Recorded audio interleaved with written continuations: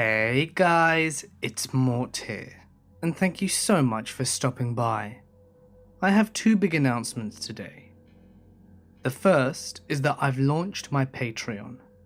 I'm going to be honest, I've been quite reluctant to launch it, and it's been sitting there for months without completion. But, as a lot of you guys have expressed a desire to help support the channel, and given the state that YouTube is currently in by stripping away monetization from horror channels like mine, it would really be a tremendous help. So, if you can, or want, follow the link in the description to find out more. But please don't feel obligated. The second announcement is that I am finally going to launch merch. It takes some time to come up with ideas, designs and such, and I hope that you will like them when they're released in the next week or two. I'll be sure to let you know, so keep an eye out. But without further ado, the demons and ghosts are waiting, so get comfortable and let the darkness take control.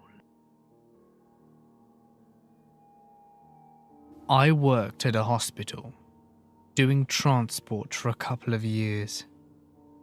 The transport home base was in the basement of a hospital, where all the laundry was done, as well as supplies being sorted there. I hated working there, since after the incident I'm about to tell you.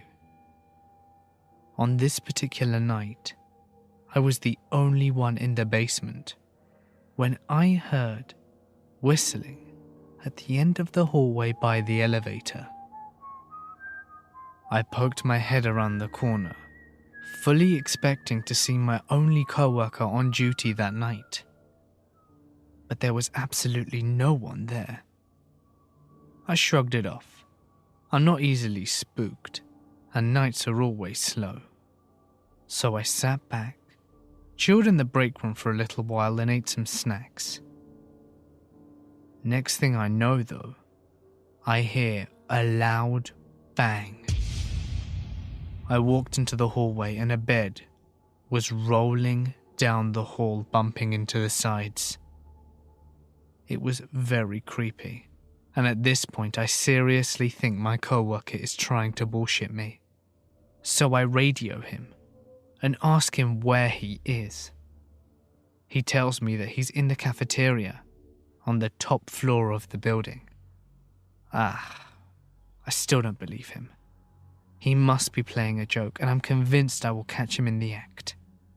A few minutes later, I walk past the laundry room, and the moment I pass, I hear the machine start up. I poke my head in, and I don't see him at all in that room. I've got to admit, I was starting to get a little nervous.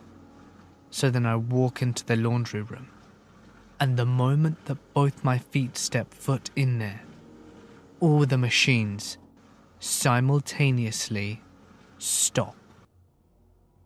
I freeze, and then run out and head towards the elevator, and that's when I hear the whistling again. At this point, I know I am the only worker in the basement. As I am standing there waiting for the elevator, things start falling off the shelf down the hall.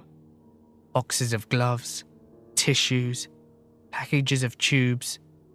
I am literally standing there and watching them all fall off one by one at the opposite end of the hallway.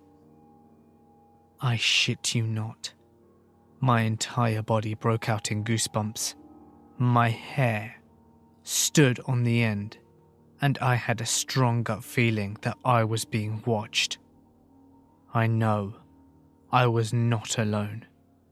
As I'm getting onto the elevator, I feel what feels like someone brushing my arm. I went upstairs and found my co-worker still in the cafeteria. I freaked out to him and got out of there as quickly as I could, and transferred soon after that. The creepy thing to add to it all is that I whistle mindlessly to myself whilst I'm working, and it's almost as if the spirit that was there was trying to mimic me. Creepiest feeling ever. My first apartment was very haunted. I have no other explanation. It was just a little apartment, with 4 bedrooms and a living room, and a kitchen in the middle, intended for college kids to live in. It was a bit off campus and right next to a gigantic cemetery, which probably accounts for all the activity.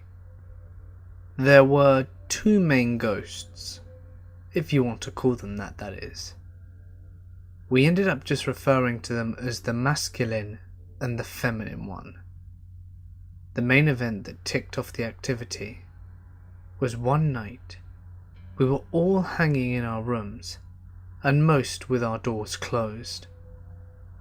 I remember hearing what sounded like 2 people talking.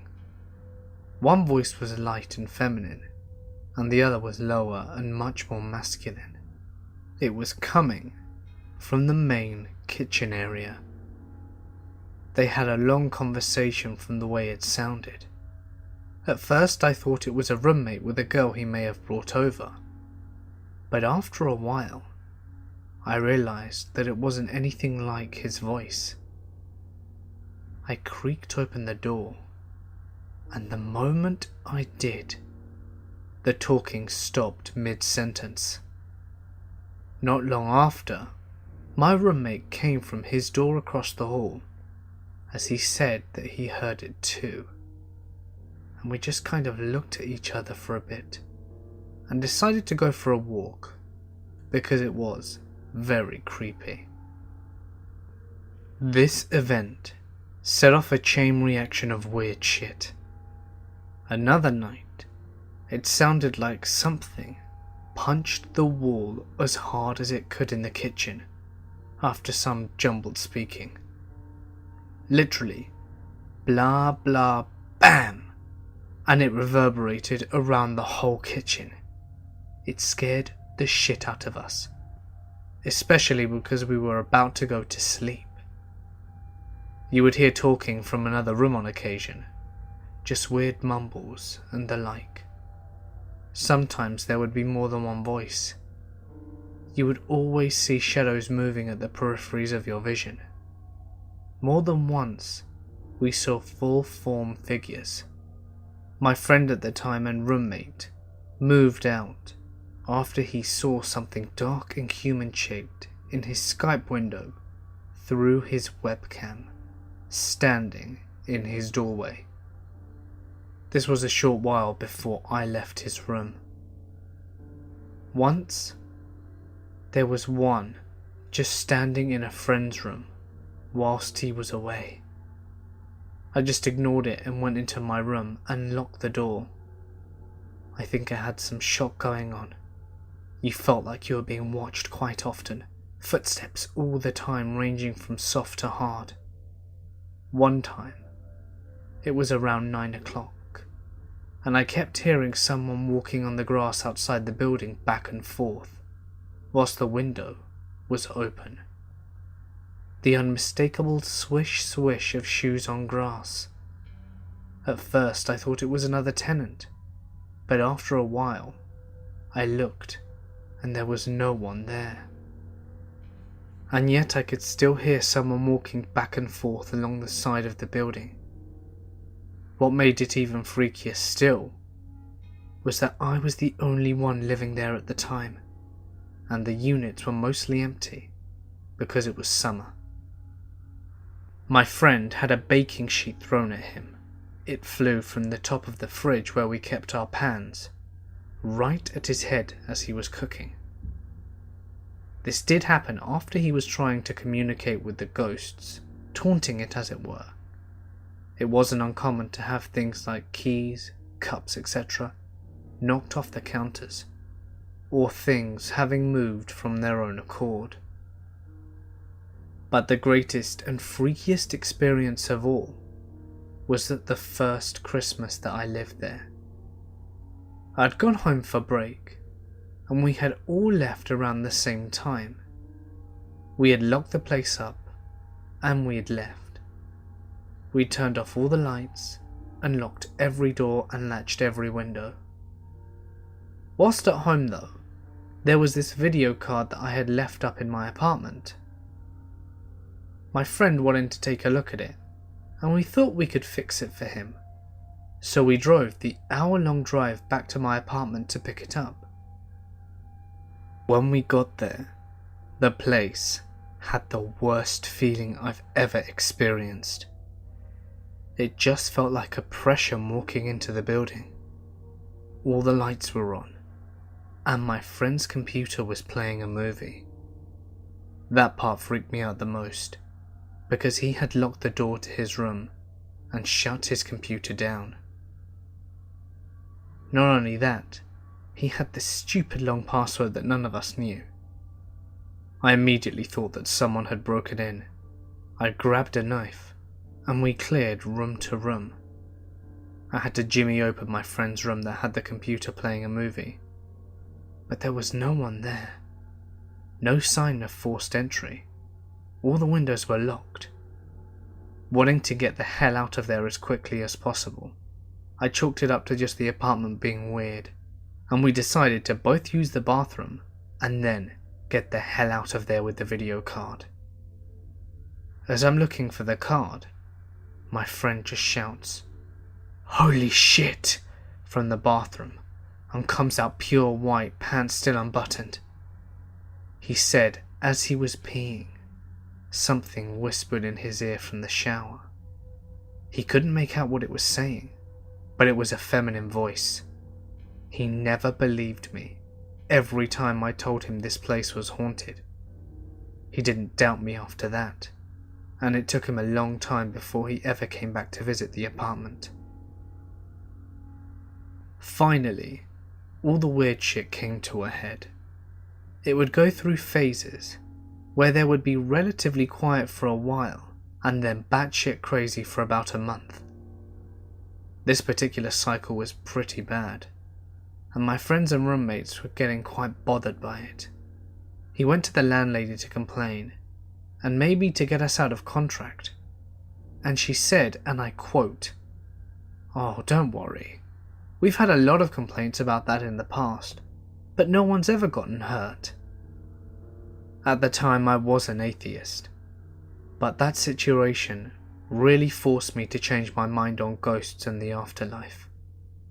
I really felt like at times something was trying to talk to us, and at times something was just trying to troll us.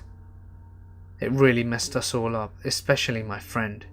He underwent a severe personality change and we don't even talk anymore. And as lame as the TV shows make it out to be, I really got into ghost hunting after this, especially because I had so many first-hand crazy experiences. I think it's something that we just can't prove yet. Death is something beyond what we can quantify to the best of our abilities.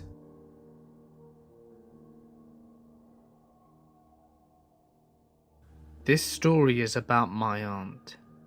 She was the loveliest woman that you could ever meet, and was a big influence in my life when I was growing up. I don't know how all of this started, but out of nowhere one day she just went crazy. Let me give you a bit of background. I am a 6'2", rather fit man. I practice Aikido and can bench press 240. My father and his brothers are pretty much as tall as I am, maybe less strong due to age though, and most of them have been practicing fighting sports for a long time. My aunt, by contrast, is about 5'2", and probably weighs about 110 pounds at best. She would get incredibly angry and out of control at random times, spitting nonsense words, and there would be absolutely no way my father or I, or even together, would be able to get her down. It felt like Dragon Ball Z Yamcha trying to get Perfect Cell into a UFC submission. She had about 10 times my strength. We needed to be 4 to actually pin her down and get her to stop moving until she calmed down. This was extremely scary, as she would just switch without warning, which was so out of character for her.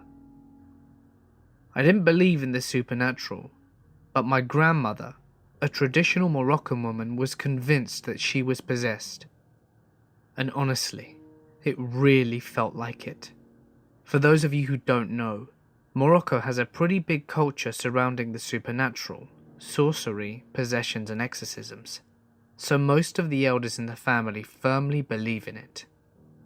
However, at the time, the rest of my family were not buying it. We took her to the hospital and had some extensive tests done on her, because we thought that she must be suffering from some kind of seizures. But everything came back negative. Someone even recommended a psychiatrist, and although we took her there, it was of no help whatsoever. We were all becoming very concerned.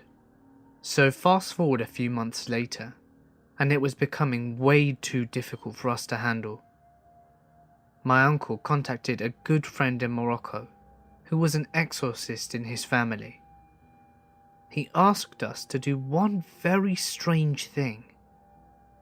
He asked my aunt if she could put a drop of blood into a glass of water and leave the glass somewhere in the apartment while she slept, but just nowhere near her, so that she didn't get up and drink it while she was sleeping. We were reluctant, but my grandmother insisted on her doing it. On the morning, the glass was empty. I personally am still convinced she just woke up and drank it, but in the Exorcist version, she was possessed by a demon, commonly known in our culture as a jinn. Giving him blood was just a way for you to welcome him and calm him down temporarily, and she needed to see an exorcist ASAP. Now we were getting convinced that he was right, seeing her often becoming crazier and crazier. In desperate times, sometimes you just choose to believe in a possible solution. So at this point, I decided to believe in what he said, and we had to get proof that he was right. We lived in France, and we decided to drive down to Morocco, which was a 1,500 kilometer drive with a 6-hour boat ride, and then another 500 kilometers driving when we got to Morocco. During the drive, I have never been as scared as I am to this day.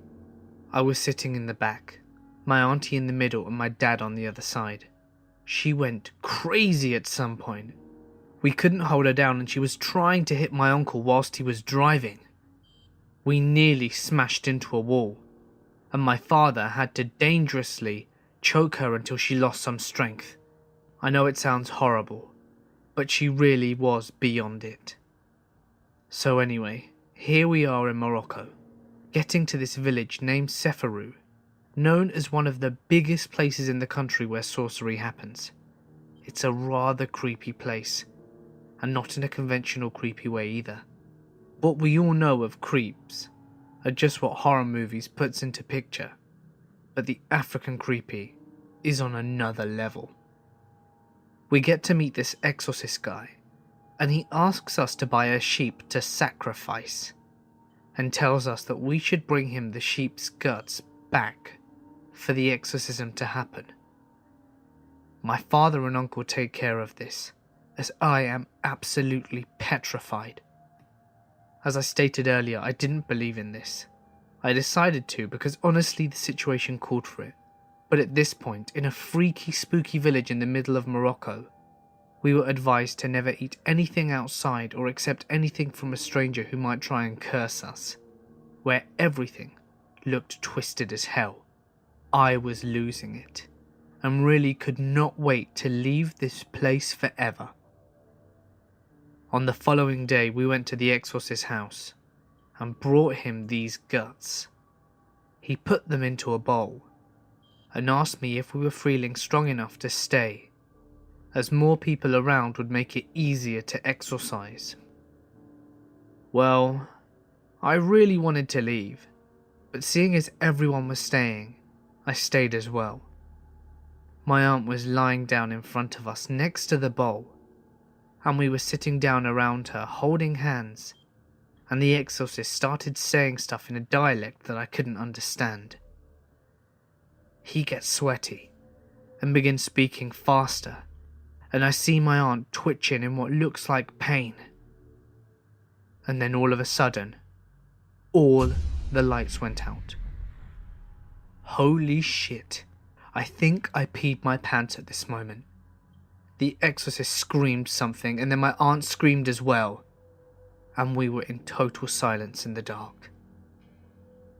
I think the silence lasted for about 30 seconds, but honestly it felt like hours.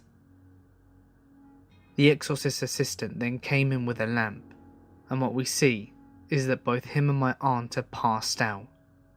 The bowl is on the floor, and the guts are next to it.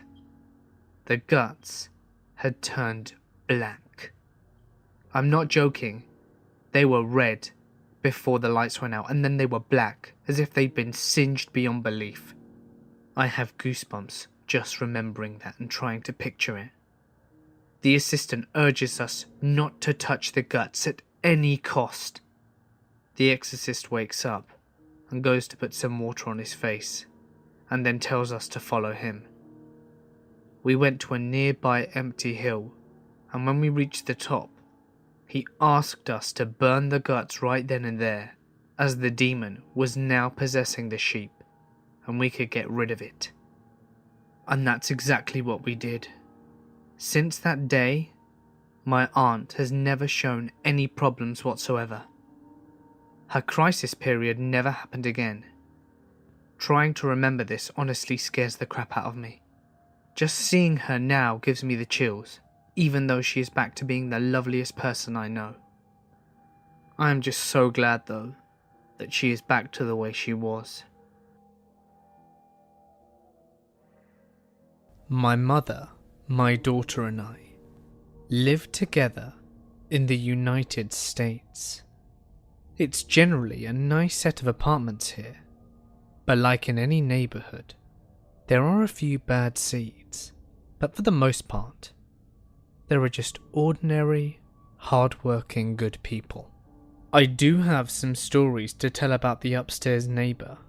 That guy was a crazy drug dealer, but this story is about my daughter's experience.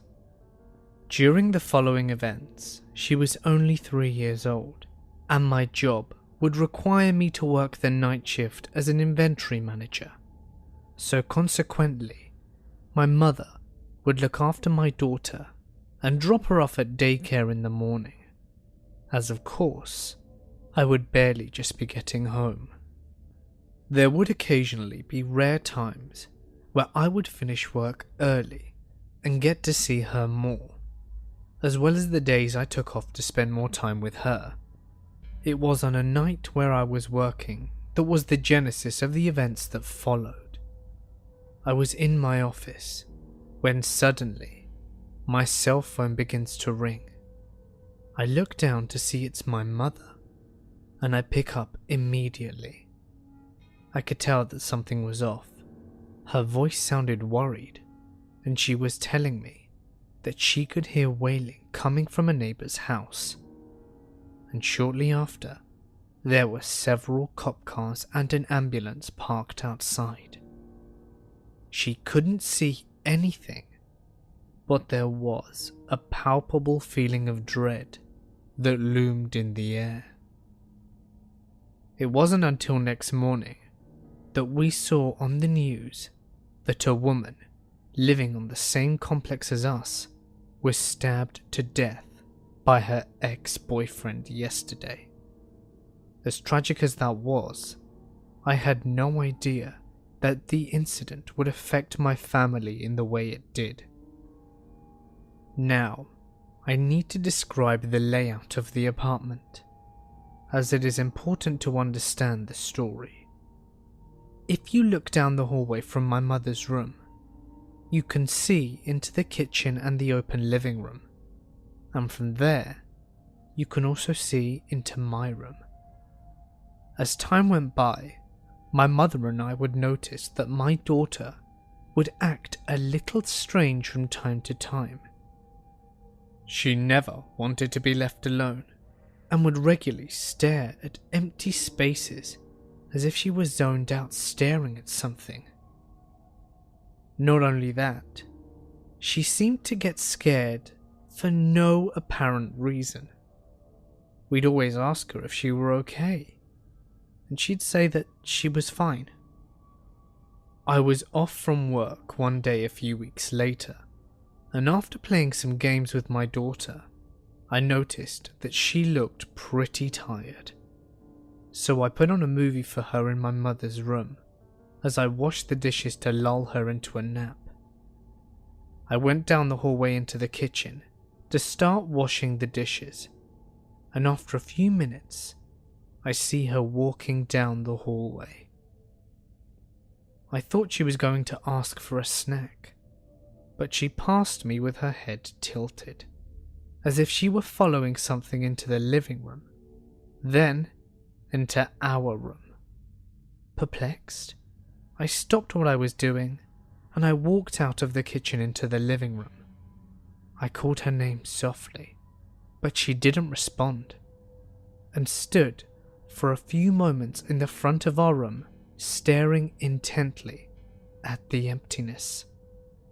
I was getting a little bit concerned. It was almost as if she were in a trance of some kind, when then suddenly, she turns back and crawled to me so that I could pick her up. I asked her what was wrong and what she was looking at, but she just stared back at me with a scared look on her face, staring into the empty abyss of the room. I was bewildered, and after I calmed her down and put her to bed, I told my mother about the incident. A few weeks passed, and it was a night that I would have to work, so before I left, I prepared some dinner and snacks for her, as well as set up a movie in the living room for the evening. As I was doing this, she was in her playpen. I had a little time to spare before I left work, and was a little tired, so I sat on the sofa and put a blanket on me to relax for a few minutes before I left. I was just at the point of nodding off when I heard her footsteps from behind me as she called out to me. "Mummy?" I replied whilst keeping my eyes closed. "Go away," she said in a very soft but serious tone. I was confused. I opened my eyes to see her facing away with her back towards me. "Go away," she repeated herself. I was half asleep and confused. It was as if she was talking to nothing, but before I could fully comprehend the situation, she hurried over under the covers with me on the couch. I held her tightly until we fell asleep in each other's embrace. Next night at work, I mulled over everything. I was getting concerned and putting together the events that had transpired, when I got hit by a strong urge to call my mother. I can't describe it, but I picked up the phone and asked her to burn some sage in her room before she went to bed. As the nights that I'm away, she will sleep with her. A few hours later, at 5 a.m, I get a call from my mother. She is manic and telling me to get home now. I rush home and see her and my daughter crying outside.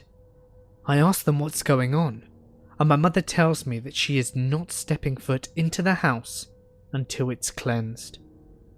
She tells me that she forgot to burn the sage, and that night she had a dream that she was walking down the hallway to the kitchen and realized she had no idea why she was going there in the first place.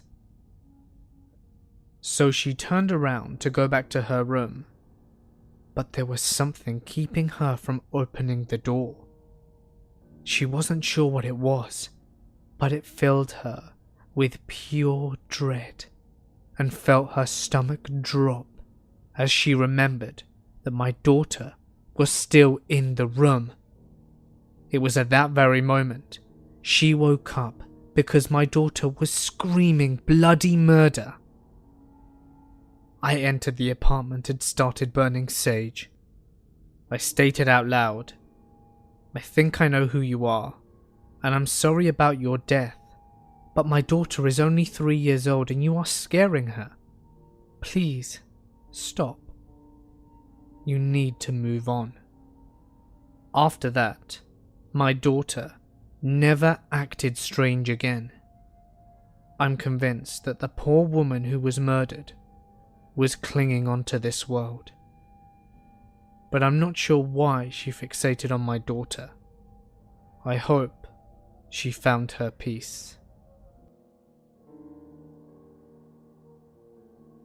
I was 24 and working at a very old hospital in a large Midwestern city near where I had grown up. I did choose a career in the healthcare industry, despite my experiences, because I really do love helping people. I didn't become a doctor or nurse though, despite my love and interest in the medical field, as I am rather squeamish. So, 1 month, we had to do a complete inventory and overhaul of medical records. Our hospital was finally getting on board with electronic records, so that meant a shit ton of work to do. We had to sort out records so that they could be destroyed by our contractor, as we couldn't legally do this on site. Records to keep and organize, and getting them ready to put into the electronic system, i.e. type them in manually. So that meant that we would have to work our shifts, usually at night, in the basement for 11 hours. Now, a hospital basement is creepy enough during the day. It's where the morgue is and usually where they transport the dead bodies. It's not like you can move them around upstairs in front of people. This particular part of the hospital had many stories of hauntings, but for the most part, I tried to ignore them. I have a bit of a reputation for being a bit hard to scare. So there's this one guy who works at us as a night custodian whose main goal in life seemed to be to scare the pants off me and every other girl working that shift. His name was Lewis, and he was forever trying to frighten me. So this night, as we're working away, we all hear bangs coming from across the corridor. We just assume it's Lewis, up to some practical jokes, as well as heavy footsteps outside the doors and clanking noises occasionally. We had a lot of work to do, so despite the noises we would always just tell Lewis to be quiet and please shut up because we were seriously trying to get this done. So near the end of the night, at around 3 a.m, it was just me and one other girl. She asked if I'd be okay by myself because she had to go home to look after her baby. I told her that I'd be fine and that she could leave. I was alright until about 3:20 anyway. Then the footsteps went from the hallway to the other side of the room, and the banging noises turned into someone banging on the cabinets. I also felt very strongly that I was being watched. These were old filing cabinets that had long, heavy drawers, so they were all metal. So you know what it sounds like when someone bangs on a metal object. Loud as hell. I kept yelling to Lewis that it wasn't funny, but the sounds kept on intensifying, close to the point that I started hearing heavy breathing behind me. I may have looked calm, but on the inside, I was terrified. I just didn't want to give whoever it was the satisfaction of knowing that I was scared. I just tried to ignore it and continued with my work. It seemed to be aware that I was going to ignore it, so it upped the ante. It would brush by my hair and touch my back and shoulders. I must have gasped or made a noise when it touched my back because it laughed right in my ear. It was a cruel and almost sinister laugh, I didn't even turn around and I just shouted for it to leave me alone. I stopped working and went upstairs for the night. No way I was sticking around there after that. I came back to work 2 days later and found out that Lewis hadn't even been in the building and that he had been on holiday the whole time. I think I always knew that the thing in the room wasn't him. He had never been that creepy. A few weeks later, I was talking with some older staff that had been working there for a long time. They told me that they don't like going into the basement at night because it has a reputation for the strange noises that happen inexplicably.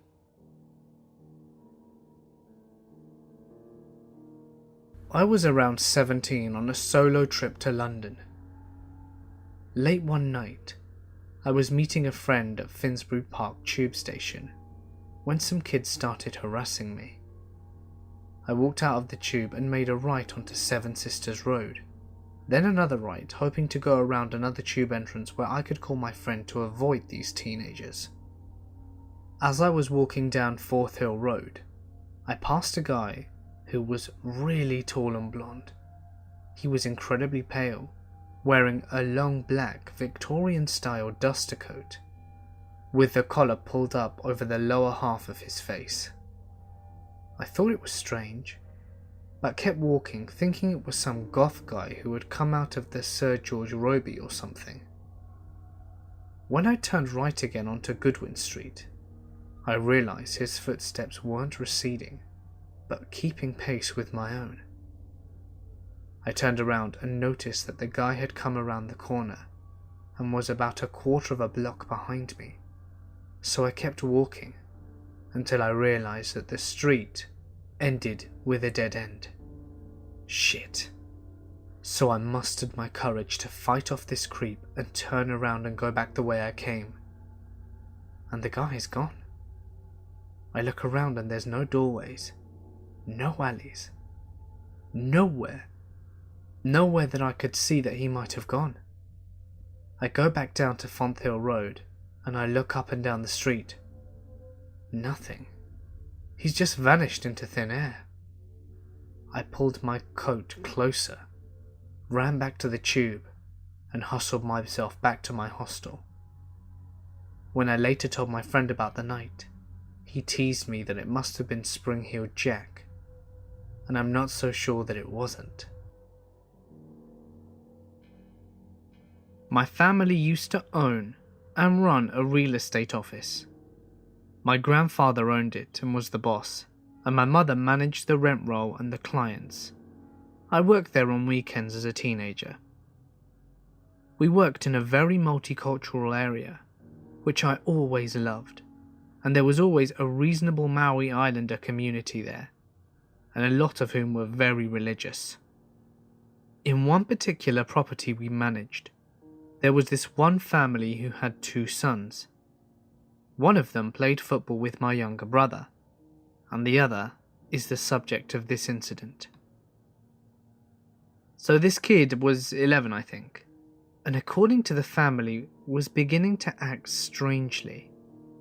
He would have violent outbursts and say terrible, terrible things. Apparently he was seriously out of control, and the family called their Baptist minister and asked what they should do. Was there even anything that they could do? The minister told them that he was free one evening later that week, and that he would bring the things needed for a baptism.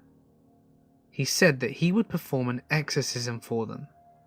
As a good spiritual leader, good religious people, and a baptism could oust an evil spirit. The evening arrived, and the minister got all set up. He got into this deep tub that they all filled with water for the baptism. He chose some passages from the Bible that would help with the exorcism, and got the whole family together around to support and pray. Now, Islander families tend to be large. There were aunts, uncles, cousins, and grandparents. Everyone was there and willing to help this child. The parents are instructed to bring out the kid, so the father goes to get him. But the kid was an absolute catastrophe. He was described as being like the Tasmanian devil from the cartoons, just all over the place. His dad put the boy over his shoulders and brought him down to where everyone was standing. The kid fighting every step, but with his father being an absolutely enormous man, he didn't stand a chance. The minister said for everyone to gather around and put their hands on the child and pray for him. The father held him in the middle of the family group, and everyone reached out their hands to touch the boy who was thrashing around like a wild thing. What I heard was that it seemed like the boy was totally out of control. Time comes for the minister to say whatever he said, and then for them to get him into the tub for the baptism, which was supposed to expel the demon they figured was possessing him. The father and uncle or something were the ones who got him in the tub, and the family stood around praying their hearts out. But the boy tried to escape the second his body hit the water. He put up a crazy fight, and more family members came in to get him into the water. Finally, they got him in, and were able to hold him there, and hold him, and hold him, and hold him. They didn't mean to do it, but they drowned him. He was an 11-year-old boy on the cusp of puberty. Of course his behaviour was erratic. Of course his attitude was awful. Of course he fought being held down by his own family. What did they think was going to happen? The parents, uncle and minister all got arrested. The uncle got off as an accessory charge.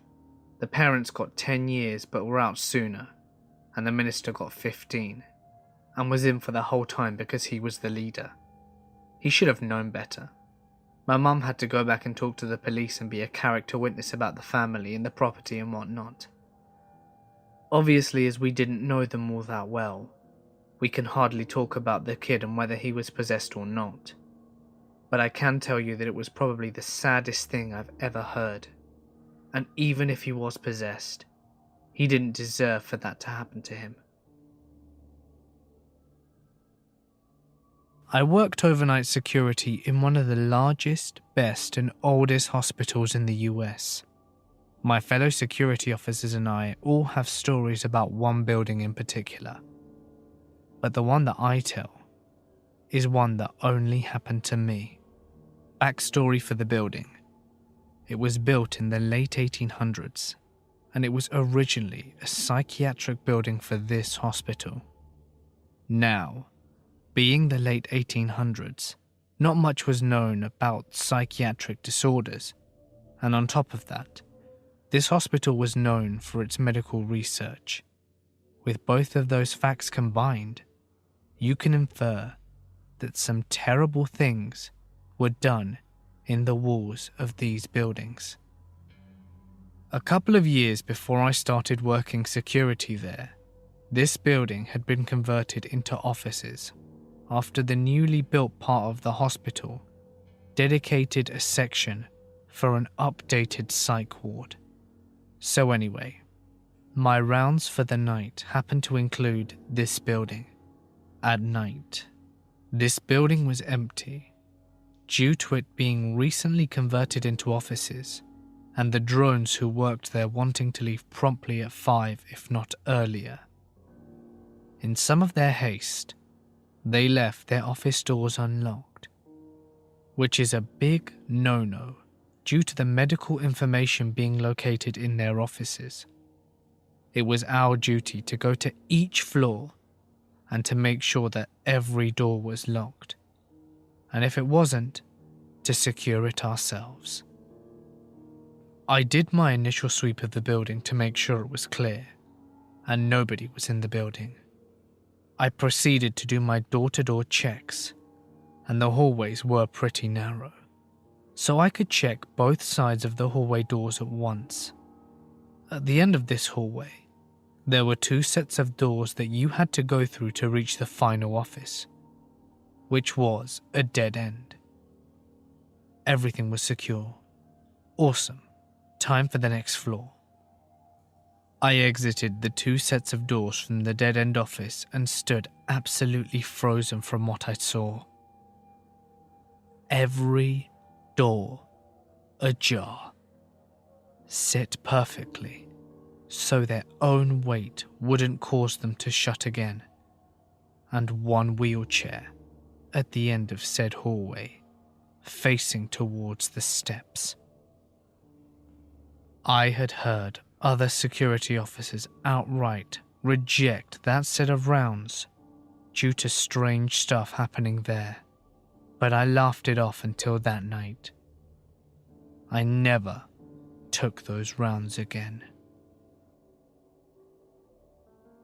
I worked as a security attendant in an apartment building. It's 24 stories and is one of the oldest buildings in my city. One night, I'm sitting here when the phone rings about 3 a.m. I answer. "Hello, this is D'Artagnan at the front desk. How can I help you?" The voice on the other end sounds female, but was totally garbled, and the only bit that I could make out was 23rd floor. I tried to tell the person that I couldn't understand them, and asked which apartment they were in. But again, they garbled a response saying 23rd floor. I said, "Since I can't understand you, I'll come and meet you in the hallway." So I go to the main elevators, and both of them, surprise surprise, are on the 23rd floor. Luckily for me, we have an old service elevator, and it's only on the 7th floor. I get in, and I hit the button for the 23rd floor. But it won't move, and the inner door will not close. So I go to unlock the reset panel, and boom, we start going up, with the door still open. I'm freaking out and the elevator is shaking because it goes pretty fast and it's quite old. As I'm going up, I just stay towards the back, and finally, I reach floor 23. I step out. Door closes just fine, and I look around the hallway. There's no one here. I walk along slowly, trying to listen for anyone who might be awake that's called, but there's nothing. So now I head in the opposite direction and go towards where the regular elevators are. And when I get to them, they're just sitting there with their doors open. I was pretty freaked out, but I knew the elevators could just be on the fritz, so I get in and figure I'll just reset them when I get to the 1st floor. That's when I hear the sound of the back stairwell closing, so I quickly get out and go to the stairwell, but lo and behold, there's no one there. But the maintenance door to the machine room is ajar. And at that time, I was the only one in the building with a key. See, at the top of the building is a large machine room for housing all the really loud machinery that does stuff in the building and allows access to the roof. I don't really like going in there because it's creepy as hell, and no one ever goes in there. So at this point I'm pretty seriously freaked. But I muster up the courage and head in. I shout "hello," and there's no response. The lights in the room flicker because they're crappy fluorescent lights, so I can't see that well either. But at the end of the room, I can make out the roof access door, and sure as shit, it's slightly open. So I slowly continue forwards, checking the space between each machine as I walk by, and there's no one there. So I open the door to the access roof, and I can't see anyone ahead of me on the roof, but there is a slight wrap around, and if there was a jumper or something I needed to be sure, So I stepped out and leave the door ajar like it was. Almost immediately though, the door is pulled shut. Now I might have written it off as the wind or something, but this door is hard to shut. Really hard. I immediately grab the handle and yank it open, slam it behind me and run straight for the maintenance door. It automatically locks when it's closed, so I slam it shut too and go back down to the 23rd floor hallway. I get into an elevator and the door is still open and I go all the way down to the first floor. I go back to the main lobby, and as soon as I sit down, the phone rings.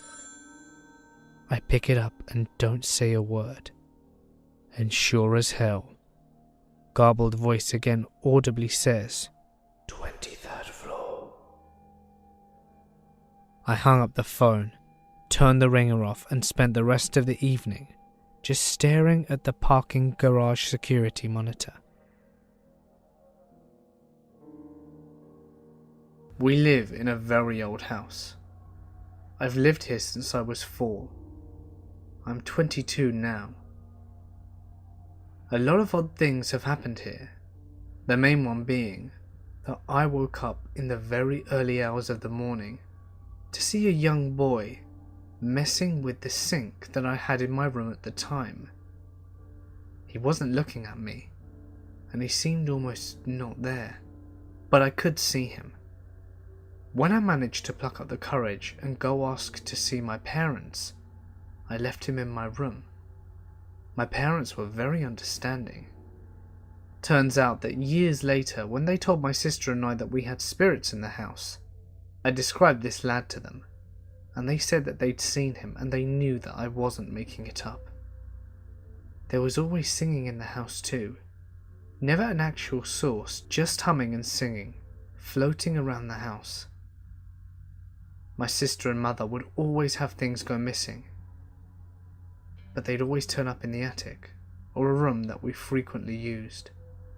For example, my mum was coming in and out of a room, and on her return, her diary, which had gone missing a few days earlier, was sitting on the middle of the floor, despite the fact that it was not there moments earlier. A lot of these I was too young to understand, but when my parents sat us down and told us everything, it scared the shit out of me for a good while. We still have random unexplained things that happen to us, but we talk about it and just wonder who or what it might be. I've never known what to make of this. The high school I went to was a very religious private school. In the senior year, it was a tradition for the entire senior class to go on a religious retreat up into this remote resort in the mountains with a few of the teachers. The point of the retreat was to grow closer to each other and to also find God and perhaps experience spirituality. But at any case, they took our phones and forbade us from using any form of internet or communication with the outside world. Then they would make us go through a series of soul-bearing exercises and speeches and whatnot. Honestly, pretty cheesy stuff, not that exciting. On the third day of the retreat, however, the entire grade is in the main hall doing an hour of silent prayer that was pretty much like meditation, but we were supposed to be communicating with God. All of a sudden, there's a huge crash, and everyone looks over to see a girl toppled over on the floor. As everyone stares, she starts writhing around on the ground and screaming, but not screaming like pain. The voice that she was screaming was a really strange, deep voice, and didn't sound like her at all. Someone yelled, "She's seizing!" I remember that because there was a girl in our class who was known to have epileptic seizures, and she would do it in assembly pretty frequently. But it wasn't the same girl. Then she stood up and started yelling in tongues. Her eyes were rolled up and her head kept twitching back and forth. She started to run around the room, yelling in an unintelligible gibberish language. And every now and then she would run at the cross in the middle of the room and then run back screaming and crying. At first, I honestly thought it was a dumb high school prank to freak everyone out. But if it was that, she took it way too far. The teachers tried to calm her down, but she just kept screaming in this weird language. She started pulling out some of her hair, and one of the teachers had to call an ambulance, but we knew that it would take them hours to arrive to get to this remote retreat. Another teacher tried to take her by the shoulders, and she dug her nails into his arms really hard and just kept screaming. It took several more minutes to calm her down. The teachers actually evacuated us from the room, and then she just went quiet. They took that girl away that night, though I don't know how or where they were kept because we were in the cafeteria after all of that. She never came back to school after the retreat was over. I wasn't friends with her friends, so I don't know if they knew what really happened. She was probably expelled for what happened, but maybe not.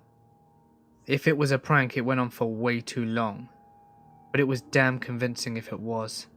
She didn't seem like the kind of girl who would ever be up for anything like that, which is what strikes me as well. None of the teachers were allowed to talk about it when we asked afterwards. I just hope that she was okay afterwards. When I was around 4 years old, I moved into a house in the middle of a park owned by the city that we lived in at the time. The agreement was that we could live in the house for free, all utilities included, other than cable, if we took care of the park. I lived in this house for nearly 9 years, and at first the place was amazing. About 4 years after we moved in though, some shit happened. My great-grandmother was diagnosed with colon cancer, very much developed. There was no way she was going to make it, even if they cut out what they could of the cancer. At the time of this, I was in grade 4 and had gotten pretty into ghosts. So one night in May, I was sleeping. Around this time my brother was 3 and had somehow managed to get my parents to sleep on the couches in our living room down the hall. They were always up really late watching TV, so I'd have my bedroom door, which was at the other end of the hall, open, so I could see if the TV was on when I woke up. Around 2 or 3 in the morning, I awake, and the first thing I saw was a little girl laying down in the corner of the bedroom near the closet. She looked to be around 7 or 8, with a little white skirt and pigtails. It took me about 2 minutes to register what the hell I was looking at, and it scared the absolute shit out of me. I jumped out of my bed and ran down the hall to tell my parents, and just as I got to the door, she vanished. So I went and told my parents, and they told me that I was dreaming and to go back to bed. I did. I fell asleep pretty quickly, but woke up not 20 minutes later, and when I looked at the door, there she was again. I did the same thing, and she disappeared as soon as I reached the door. After I told my parents that it happened again, they told me to go back to bed.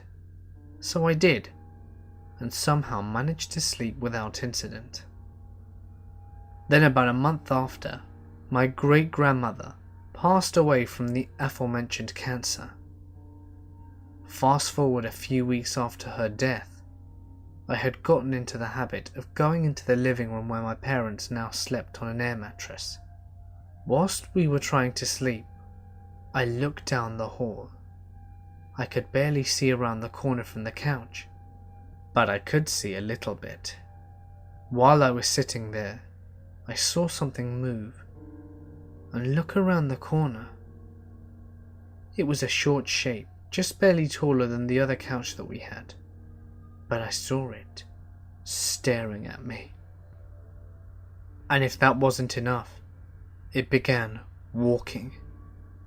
It walked over around the couch and past me. It was a pure dark shape, no facial features, no clothes, nothing. It was just the shape of a human child, and I swear to God, it looked right at me. And as it walked past the couch I was on, it disappeared. But then more childlike figures began walking past me, at least 10 more of the same ones. After the last one, I had had enough. I was scared shitless, so I got off the couch and crawled over to the air mattress to let my parents know.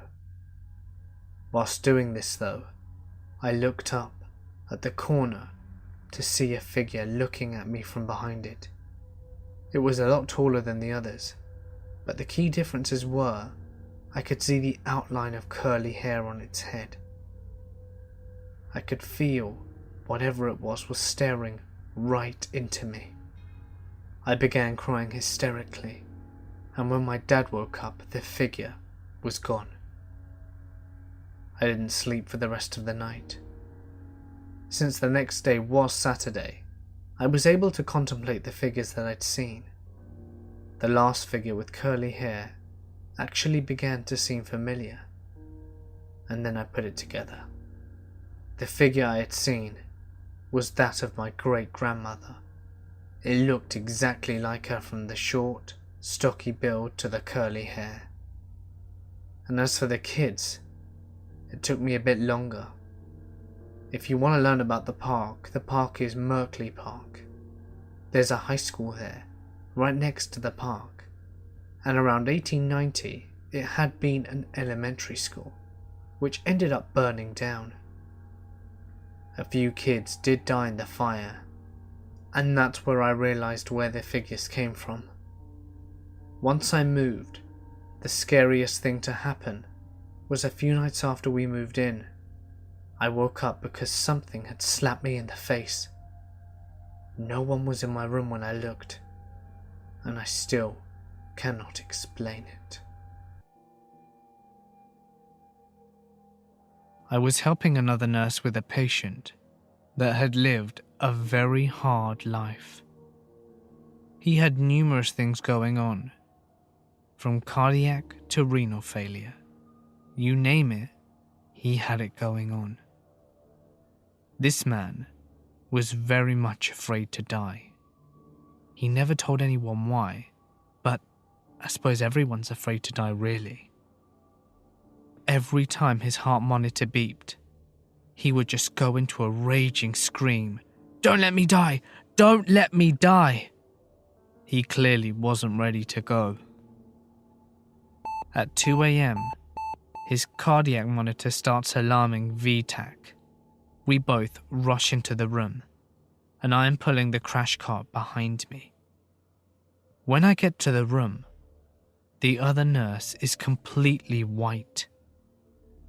This man was sitting about 2 inches above the bed and was laughing. His whole look had completely changed. His eyes had a look of pure evil on them, and he had the most malicious grin on his face. He laughed at us and said, "You stupid cows aren't going to let me die, are you?" And then he laughed again. We were kind of frozen. I did reach up and hit the code blue button, and when I did, the man went into VFib. He crashed back on the bed and we started coding him. But after 20 minutes it was called. 5 minutes after the code was called, several of the cleaning team were in there doing their business, when the man sits up straight in bed and says, "You let him die. Too bad," and then begins laughing maniacally. The man collapsed back into the bed, and then we heard the most horrible, agonizing scream resonate through the hallways. You could hear, "Don't let me die," be whispered throughout the whole unit. Every one of the nurses that night was pale and scared. Nobody went anywhere by themselves. By morning, though, the whispering had subsided. The night shift nurses had a prayer service in the break room before we left for home. But still, we all had nightmares for weeks.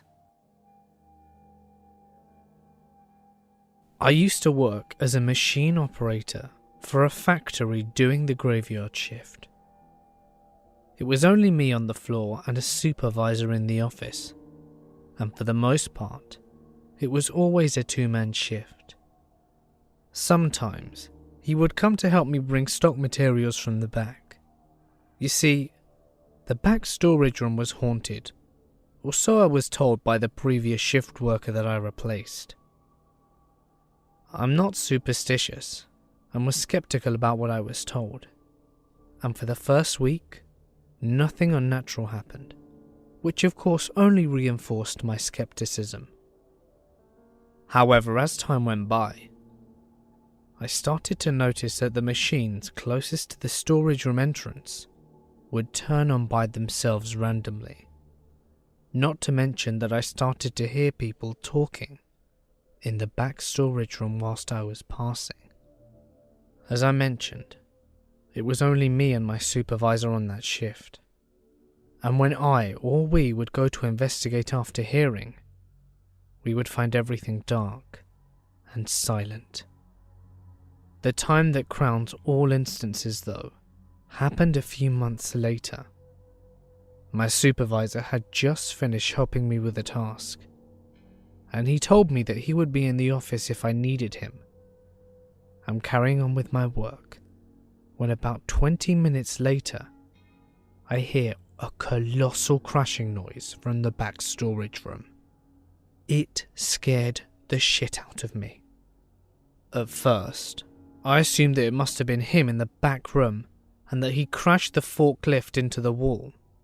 But when I went to call him, he was already walking towards me and demanded to know what the noise was, because he was in his office at the time and assumed it was me. I told him that I had been in there the whole time, and that I thought it had been him who had made the noise. We were both visibly shaken, and mutually agreed to check it out. Like previous instances, the back storage lights were off and it was eerie quiet. We turned the lights on, and then we saw barrels toppled over and a broken crate with stock materials all over the ground. These crates are on shelves about 5 feet off the ground, and the barrels are completely full and very difficult to move. We cleaned it up, and he used a forklift to put the replacement crate with the materials back on the shelf. In the time it took us to fix up the mess, it was lunch break. He went out to get food, and I was alone operating the machines again in this big factory the size of 2 football fields. I wasn't troubled or scared knowing that he would be back in about half an hour, but as the minutes ticked by, I kept hearing something. It sounded like a woman whispering, and it was coming directly from the dark back room. I tried putting it off, and thinking that it was in my head. And then I heard something. It sounded like a barrel had fallen down again by itself. I need to clarify, these barrels are very, very heavy, and they cannot fall down independently without a great deal of force pushing them. When I went to investigate, I saw a barrel in the middle of the room, and I booked it out of there. When he got back, he asked me what I was doing outside, and I told him that I kept hearing some strange whispering from the dark room, and when I went to investigate, I found a barrel had managed to roll itself to the middle of the room, and that it had utterly terrified me. He didn't believe me and thought that I was playing a practical joke on him. But the security camera, however, verified that the barrel just rolled out by itself from the dark storage area, which defies explanation. You can also clearly see me coming into view to check out where the barrel came from, and hurried back after turning off the machines. This prompted management to abolish the graveyard shift, and I quit shortly after. When I was 14, my best friend and I decided to use a Ouija board.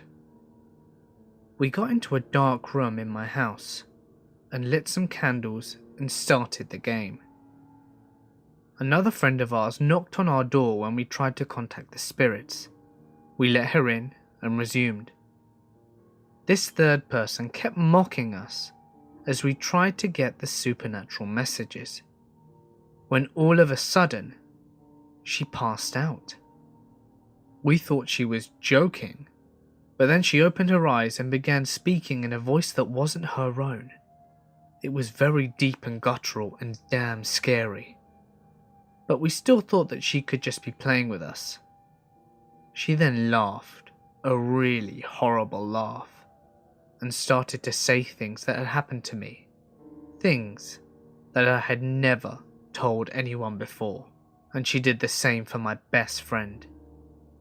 The candle started to flicker, and she began speaking gibberish. I couldn't even understand what was coming out of her mouth. We were absolutely terrified. This started off as a simple joke game, I thought, and then it got seriously out of hand. My friend then ran over to my neighbour's house.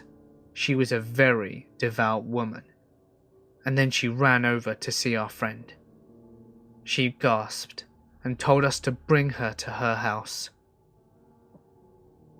We grabbed onto her arm, and she fought us the whole way there, starting to scratch us and trying to get undressed.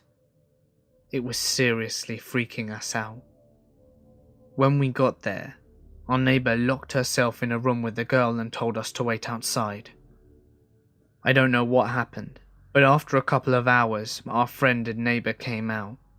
She was very tired and didn't remember anything from the point that we were playing with the board. My neighbour told us to not play with what we cannot control. I'm not really sure what happened in that room, but I'm glad that my friend was okay. The bit that gets to me the most, though, is how she was saying all these things about me and my friend that she didn't know, that no one knew. It terrifies me to this day. Hey guys, it's Mort here, and thank you so much for listening. I would just like to say thank you to everyone who assisted with sending me designs and ideas for the merch. They are all very much appreciated. And to everyone who's supporting me on Patreon, thank you guys. It means the world to me. If you enjoyed today's video, please be sure to smash that like button and subscribe, as you won't want to miss what I have in store for you next, which incidentally, you can help decide on from now on if you become a patron. Also, what do you guys think of the new YouTube? I'm still making my mind up, but I am a bit upset that they're investing their time and energy in rebranding themselves arbitrarily, instead of fixing the monetization issues, as it affects so many of us. But anyway, you can't win them all, I suppose. Remember that you can submit your scary or paranormal story to my new official Reddit page, or send it over to my email, both of which can be found in the description. And feel free to follow me on Instagram and Twitter, @TheMortisMedia, for sneak peeks into what goes on behind the scenes. But anyway, for now guys, I'm going to sign off. Stay awesome, and I'll see you in the next one.